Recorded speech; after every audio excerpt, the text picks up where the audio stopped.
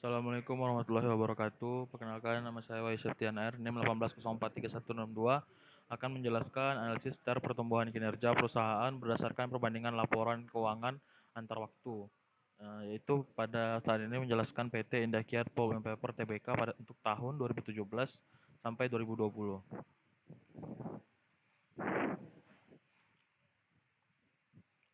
Gambaran perusahaan. Nama perusahaan ini adalah PT Indah Kiat Pulp and Paper Tbk. Pendirian pada tahun 7 Desember 1976.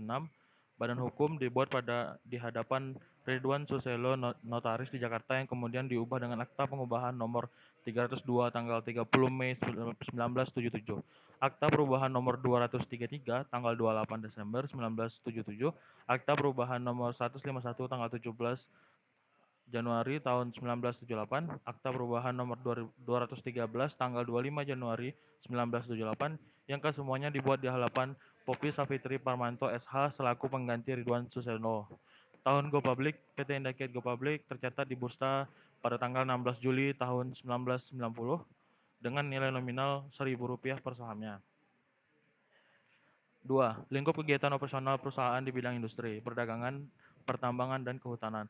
Kegiatan utama perseroan yaitu A. Industri wadah dari kayu, industri bubur kertas, pulp, industri kertas budaya, industri kertas dan papan kertas gelombang, industri kemasan dan kotak dari kertas dan karton, industri kertas tisu dan kapur, industri pabrik pembuatan komponen dan peralatan mesin pulp, kertas pulp, dan perdagangan besar atas balas jasa, fee atau kontrak perdagangan besar, barang percetakan dan penerbitan dalam berbagai bentuk, dan aktivitas konsultasi manajemen lainnya. Kegiatan usaha penunjang perseroan. Perdagangan besar atas balas jasa atau kontrak pengusaha hutan akasia dan hutan eukaliptus, penggalian batu kapur dan batu gamping, menjalankan usaha pengelolaan pelabuhan khusus. 3. Struktur kepemilikan, struktur modal pemilik. Dimiliki oleh PT Purinusa Eka Persada sebesar 53,25% dan masyarakat memiliki 46,75%. Nominal saham biasa yaitu sebesar 1.000 per saham. Jumlah lembar dasar yaitu sebesar 5 miliar lembar dengan lembar rincian PT Purinusa Eka Persada memiliki saham sebesar 2913.477.989 lembar atau sekitar 53,25% dari jumlah saham tertera, dan masyarakat memiliki sekitar 2.557.505.043 dari 46,75% dari saham tertera. 5. Tata kelola perusahaan atau corporate governance. Dalam rangka pelaksanaan tata kelola perusahaan yang baik, good governance yang berkaitan dengan nominasi dan remunerasi dan meningkatkan kualitas kompetensi tanggung jawab direksi dan dewan komisaris telah membentuk Komite Nominasi dan Remunerasi Perusahaan. Pembentukan nominasi dan remunerasi berdasarkan atas Peraturan Otoritas Jasa Keuangan Nomor 34 POJK 04/2014 tentang Komite Nominasi dan Remunerasi Emiten atau perusahaan publik perseroan, yang juga menyusun pedoman Komite Nominasi dan pangan anggota Komite Nominasi Remunerasi dalam pelaksanaan tugas dan tanggung jawabnya. Selanjutnya itu analisis laporan laba keuangan. Yang pertama yaitu laba rugi. Laba rugi dijelaskan pada penjualan neto terjadi penurunan signifikan di tahun 2020, yaitu menurun sebesar min 7%. Pada beban pokok penjualan di tahun 2018 terjadi penurunan sebesar minus 4%, namun di tahun selanjutnya meningkat menjadi 10%. Dan pada tahun 2020 menurun kembali menjadi minus 7%. Selanjutnya untuk laba bruto, pada tahun 2018 terjadi penurunan menjadi 33%, kemudian di tahun selanjutnya menurun menjadi minus 27%, dan di tahun 2020 terjadi peningkatan dapat ditekan penurunan menjadi minus 2%. Untuk laba usaha pada tahun mengalami penurunan menjadi 48%, kemudian di tahun selanjutnya mengalami penurunan signifikan menjadi minus 37%, dan pada tahun 2020 PT Indah Kiat berhasil mengurangi penurunan menjadi minus 5%. Untuk laba sebelum manfaat, pada tahun 2018 terjadi penurunan menjadi 61%, dan pada tahun selanjutnya menjadi minus 46%. Tetapi pada tahun 2020, PT Indah Kiat berhasil mengurangi penurunan menjadi minus 4%. Dan untuk laba neto pada tahun 2019 terjadi penurunan yang signifikan, yaitu sebesar minus 53%, tetapi pada tahun 2020 PT Indosiat berhasil menekan laba neto menjadi plus 7%. Selanjutnya itu analisis kinerja pertumbuhan aset dan sumber-sumber aset, dana liabilitas, dan ekuitas. Pada aset lancar, terjadi penurunan dari tahun ke tahun, yang mana pada tahun 2019 menjadi titik yang paling parah, yaitu aset lancar menurun hingga menjadi 1%. Namun selanjutnya meningkat menjadi 3%.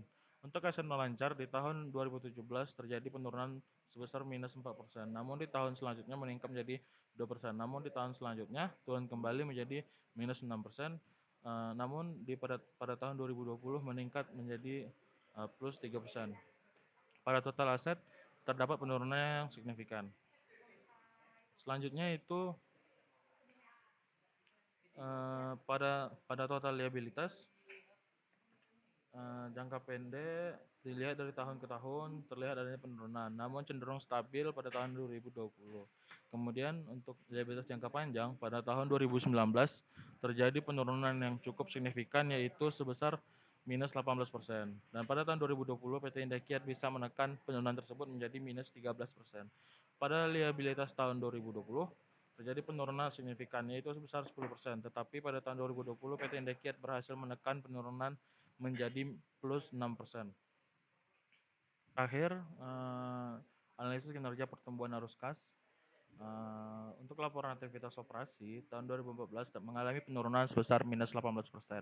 Namun di tahun selanjutnya, yaitu tahun 2020, PT Indakiat berhasil meningkatkan operasinya menjadi 4%. Untuk laporan aktivitas investasi pada tahun 2019 mengalami penurunan sebesar 107%. Namun di tahun selanjutnya PT Indakiat mengalami peningkatan yang signifikan sebesar 394%. Namun pada aktivitas pendanaan di tahun 2019 terjadi penurunan yang sangat tinggi, yaitu sebesar minus 261%. Dan pada tahun 2020 PT Indakiat bisa menekan penurunan tersebut menjadi minus 52%. Selanjutnya yaitu pada kenaikan neto kas dan setara kas pada tahun 2019 mengalami penurunan sebesar minus 87%, dan pada tahun 2020 PT Indakiat berhasil meningkatkan sebesar plus 454%. Untuk kas dan setara kas pada awal tahun mengalami penurunan signifikan, yaitu pada tahun 2020 menjadi plus 2%, dan kas setara kas akhir tahun mengalami penurunan pada akhir tahun 2019, yaitu sebesar 2%. Tetapi pada tahun 2020, PT Indakiat berhasil meningkatkan menjadi 13%. Untuk kesimpulannya, setiap kelompok analisis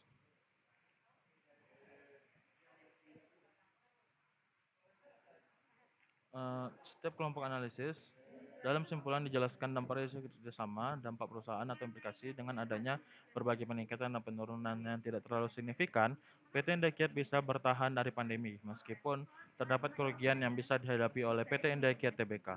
Di tahun selanjutnya, PT Indakiat Pulp and Paper harus meningkatkan aktivitas investasi agar PT Indakiat Pulp and Paper berkembang lebih besar lagi. Baiklah, sekian dari saya. Wabillahi taufik wa hidayah. Assalamualaikum warahmatullahi wabarakatuh.